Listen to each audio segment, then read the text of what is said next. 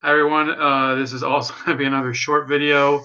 Believe it or not, new update to Farrakhan feminism. Keith Ellison responded to some of the allegations about him and Minister Farrakhan. You might remember that the Washington Post claimed that his denials have four Pinocchios. Now, look, I kind of don't trust the Washington Post so much, but the Democratic Party does. They love the Washington Post. All the time they're telling us to trust the Washington Post.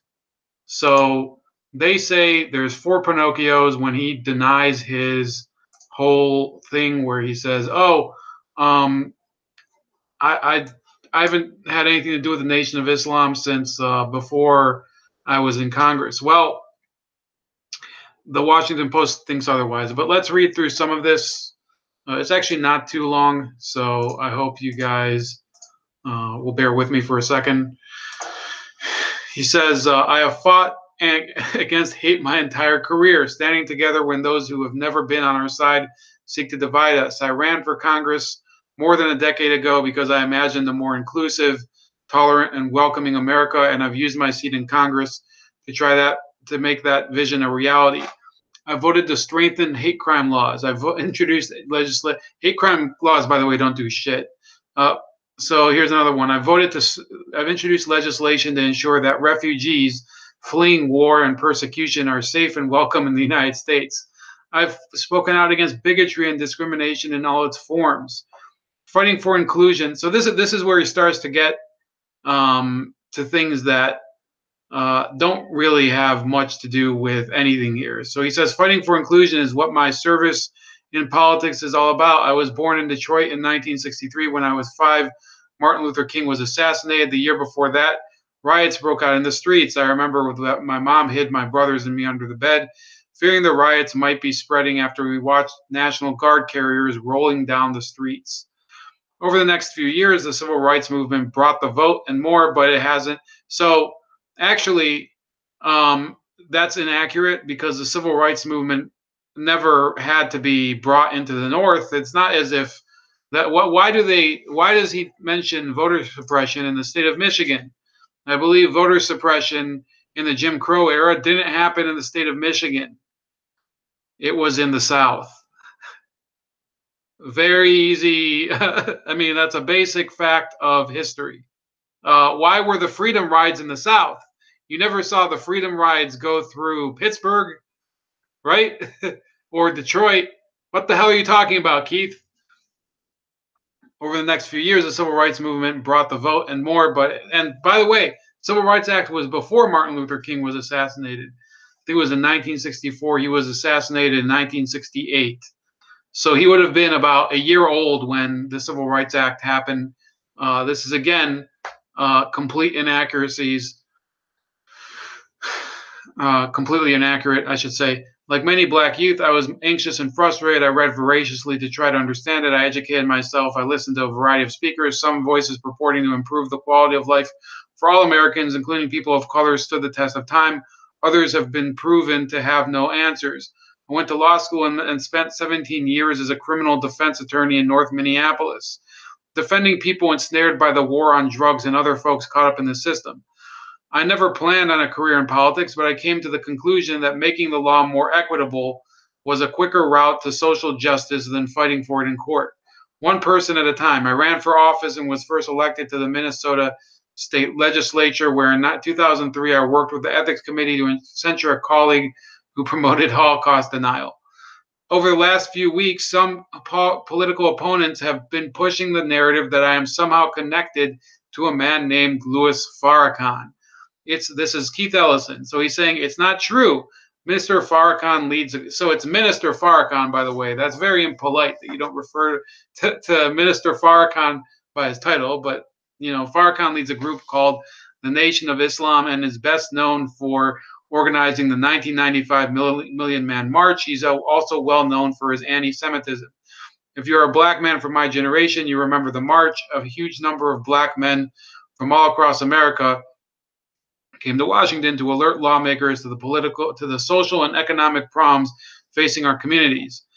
I helped organize the march in my local community in Minneapolis, and I marched in it along with civil rights leaders like Rosa Parks and Jesse Jackson. After the march, Mr. Farrakhan, it's Minister Farrakhan, Mr. Farrakhan's disparaging views on Jewish people, women, and the LGBTQ community became clear to me. I've since spoken about why I believe Mr. Farrakhan's views ultimately divide our society. I wrote an open letter expressing my opinion of Mr. Farrakhan's views, and I wrote about it in my book, My Country, 'Tis of Thee. Let's see when this letter came from. So this is a 2006 letter to the Jewish, what's this? Jewish community, whatever, the JCRC of Minneapolis. So, in 2006, when he needed to run for election and he didn't want to be run out, he voted. He wrote a letter saying, "Oh, I don't agree with Mr. Farrakhan's views." And I wrote about it in my book, My Country, 'Tis of Thee. In a speech just last month, he again attacked Jewish people with intolerant and divisive language. By the way, again, they ignore the fact that he also attacked Mexicans in the speech. So it's more than just Jews. It's more everybody who I'm telling you that this is not an anti-Semitism issue. The guy is a nutcase. It's not just it's not just LGBT stuff. It's women. So, Ellison, what the fuck are you talking about? You're out of your mind. I do not have and have never had a relationship with Mr. Farrakhan, but I have been in the same room as him. About a decade ago, he and I had a brief chance encounter in Washington, D.C. In 2013, I attended a meeting in New York City with Iranian President Hassan Rouhani and nearly 50 others where I advocated for the release of an American political prisoner. I didn't know Minister Farrakhan would be there. It should be minister, and did not speak to him at the event. Contrary to recent reports, I have not been in any meeting with him since then, and I have no communication of any kind. The fact is that actually his colleague, Representative Andre Carson of Indiana, says that they were there. So either he's lying or Andre Carson's lying. So this is the funny part. He says, but as the attacks on me and my fellow black representatives in Congress intensify, I want to be clear. This is a smear by factions on the right who want to pit the Jewish community and the black community against each other and distract from the racial and from the hatred and bigotry on display by the president and the white supremacists who stormed Charlottesville this summer. So this is this is the worst deflection you'll ever see. President Trump did not storm Charlottesville. He was never in the vicinity. He didn't endorse the rally. He didn't support the people who put on the rally in Charlottesville.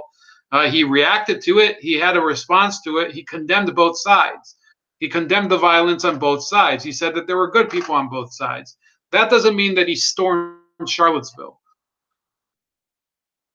Okay, so distract from the hatred and bigotry on display by the president and the white supremacists who stormed Charlottesville this summer with their anti-Semitic chants and Confederate flags.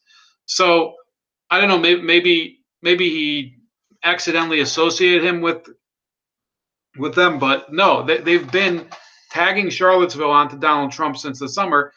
You Ellison are now associated with Farrakhan. Just fucking own it. Just own it. You're one of his dudes. Just own it. Okay, it's that simple. I declined to dignify the questions raised about Mr. Farrakhan because I know they are inherently political. They're not political. You're supposed to live up to the standards that you demand of others. That's why people are asking you about Louis Farrakhan and are designed to separate me from people who I work with every day on issues of importance for Americans of all backgrounds. The critics will not be satisfied. They will not be satisfied any more than President Obama's production of his birth documents satisfied his critics. Yeah, those documents were never actually verified, by the way. Or Hillary Clinton's 11-hour testimony before the House Select Committee on Benghazi sated her detractors. Well, it just revealed more crimes. So, and the crimes are they just keep coming and coming and coming. The crimes are basically basically like a Japanese porn movie with tons and tons of girls in it. You know, that's what Hillary Clinton's Benghazi hearing is. It just leads to one crime after another by Hillary Clinton and her cronies. It's all part of a larger strategy perfected by a man named Lee Atwater. So he's using the memory of Lee Atwater, who's been dead since 1991, to justify the fact that he can't answer a fucking question honestly. He's associated with Louis Farrakhan. It's as simple as that. Republicans in the South could not win elections by talking about issues, Atwater explained. You had to make the case that the other guy, the other candidate, is a bad guy. Oh, so you guys are not doing any negative campaigning, right, Keith Ellison? Political smear isn't personal. It's a strategy for gaining power. It's frustrating and tedious, but once understood, it should be dismissed, not indulged. I believe my long record of fighting and condemning all prejudice, including anti-Semitism from whatever source, should speak for itself, but those who aim to make me guilty by false association have made themselves hard to ignore. The right's attempt to split the Jewish and black communities is not going to work. Martin Luther King demonstrated this when he invited Rabbi Abraham Heschel to march with him in Selma, Alabama, and now more than ever, when the right wing is working to divide us by skin color, faith traditions, and by our place of birth, human solidarity is critical to seeing us through this perilous time. In this moment, our solidarity is our resistance. It is for certain that our democracy and our society are stronger when we unite, not when we divide. That's why I ran for Congress. That's what I've worked towards every day since I got to Washington, and that's what I'm planning to do when I wake up tomorrow. So I have a question for Ellison. If Rosa Parks and Jesse Jackson appeared at that rally which was organized by Louis Farrakhan. It wasn't organized by them. It was organized by him, and you helped organize it too. They're older than you are. How come they didn't know about Louis Farrakhan's opinions? By the way, in 1984, he made fun of the Pope and said that he's much more important than the Pope, and that in his eyes, he's much more important than the Pope and Ronald Reagan, and he would lift his skirts up. So they didn't know that about Louis Farrakhan. Louis Farrakhan was active on Jesse Jackson's '84 campaign. And that's how it all came to light. That's how all of this came to light, because he was associated with Jesse Jackson in 1984. So who the fuck are you kidding? The gig's up. It's over. You have to, time's up. Hashtag time's up, Keith. That's it. So coincidentally today, while we're on the subject, DC lawmaker blames Jews for bad weather. This was Trayon White Sr. He apologized for the comments he made in a since deleted video on his official Facebook page posted Friday morning as snow fell over the Capitol. He said, "Man, it just started snowing out of nowhere this morning, man. Y'all better pay attention to this climate control, man. This climate manipulation." White can be heard in the video, the Washington Post reported. And DC keeps talking about we are resilient city, he continues. And that's a model based off the Rothschilds who controlling the climate to create natural disasters. They can pay for to own the cities, man. Be careful. So then it goes into who the Rothschilds are, a banking dynasty from Frankfurt. So then you have these these people condemning him and shit. On Sunday night, White posted a note on Twitter apologizing to the Jewish community and anyone I have offended. The Jewish community have been allies with me in my journey to help people. I did not intend to be anti-Semitic, and I see I should not have said that after learning from my colleagues.